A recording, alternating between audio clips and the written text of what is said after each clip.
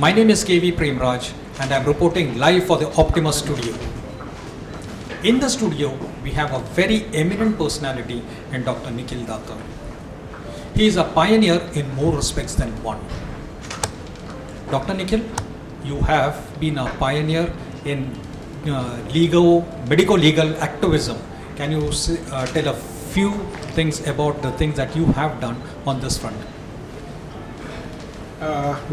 Thank you very much. So basically, I am a gynecologist by profession, but I am also an activist.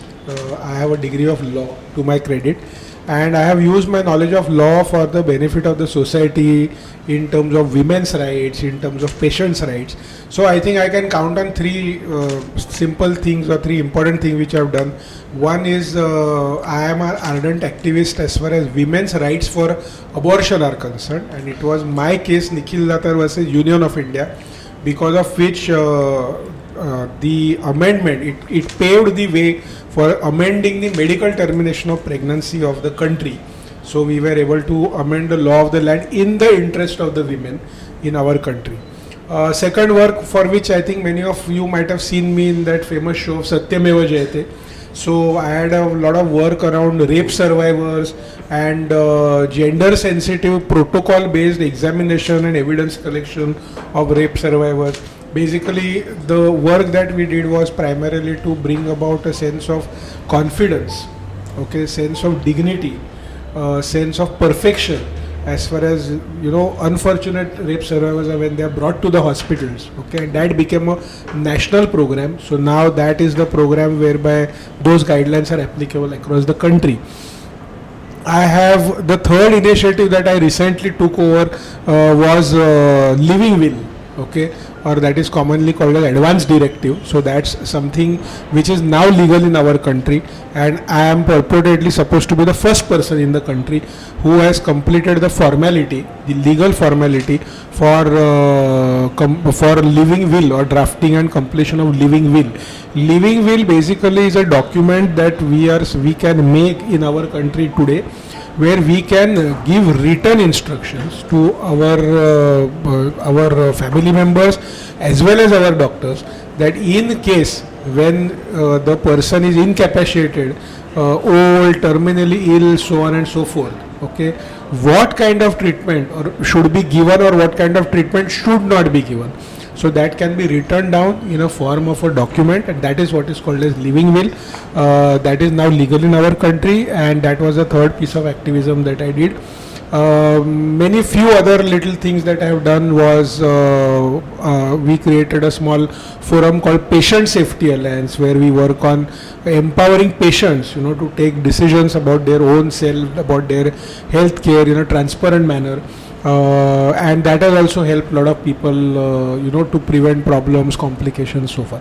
In nutshell, I am typically a doctor by profession, gynecologist by profession, with a little bit of a tangle of law into me, and that kind of makes me a little different person, and I can bring a different kind of a thought process on the table ultimately, because I honestly feel that whether you are a doctor or whether you are not a doctor, being a doctor is optional, but being a patient is not optional. So we, all of us, are patients, were patients, will be patients. So if at all we look at healthcare, law, hospitals, etc. from the angle of the patient, then that is more beneficial than looking at it from any other angle. So that is a small piece of work that I am involved into. Commendable work, and the things that you're doing is really, really great. We are honored to have you. You talked about this living will. Why is it essential that every person should write a living will? So we all know that medical sciences are advanced, and they are advanced to the tune that sometimes these medical interventions can meaninglessly prolong someone's death, okay, to a level which actually causes a very demeaning, agonizing kind of a scenario to the person himself and the other relatives also. So when to pull the plug is a big question, and how to do it is another question. And that is why it is very important that we have a mechanism, a legal mechanism, where the person should have a right, okay, whereby he writes down that these are the things that should not be done. Let's say, for example, if I am terminally ill or if I am dementic, then I should not be put on a ventilator, or I should not be put on those kind of things which will just meaninglessly prolong my life.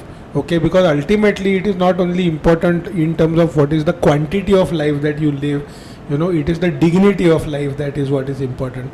So living with dignity and dying with dignity, both has become very crucial. And sometimes medical advances, it's a side effect of medical advances, and that's why ensuring mechanisms to have dying with dignity becomes a very crucial part.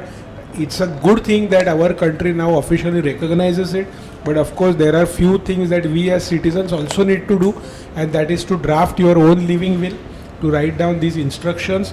So typically it is not enough only to make a will, but it is important to also make a living will in such kinds of scenarios. Live and die with dignity. It has a nice ring to it. We at Rotary have a wide reach. In what way do you feel Rotarians can propagate this living will concept? I think the best thing will be that, to educate people.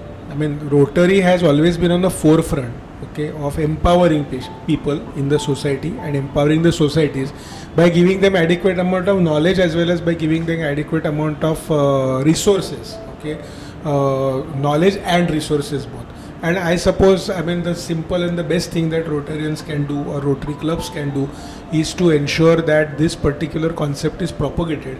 It is brought down to a level of common man's understanding, so that every person is made aware of this particular fact as to, what would he want to do as far as living will is concerned.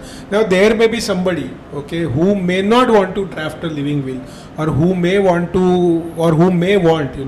that doctors should give treatment up to the last breath. Okay, then living will is not the thing that should be done by that person. But generally, as a doctor, I have always seen that most of the people, are convinced with this particular fact, that ultimately if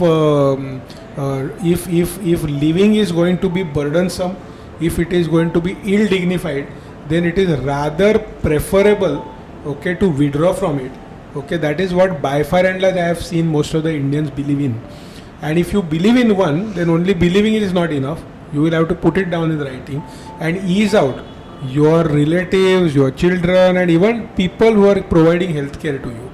And that is typically what will be done by doing this living will. So I think Rotary has got a large role to play in terms of advocacy building, in terms of giving knowledge, in terms of giving resources, and so that this knowledge is spread across to the people and they can take informed decisions and make informed choices. Thank you. On our behalf, we promise we will propagate this message and ensure that people take informed decisions. Thank you for your time. Thank you.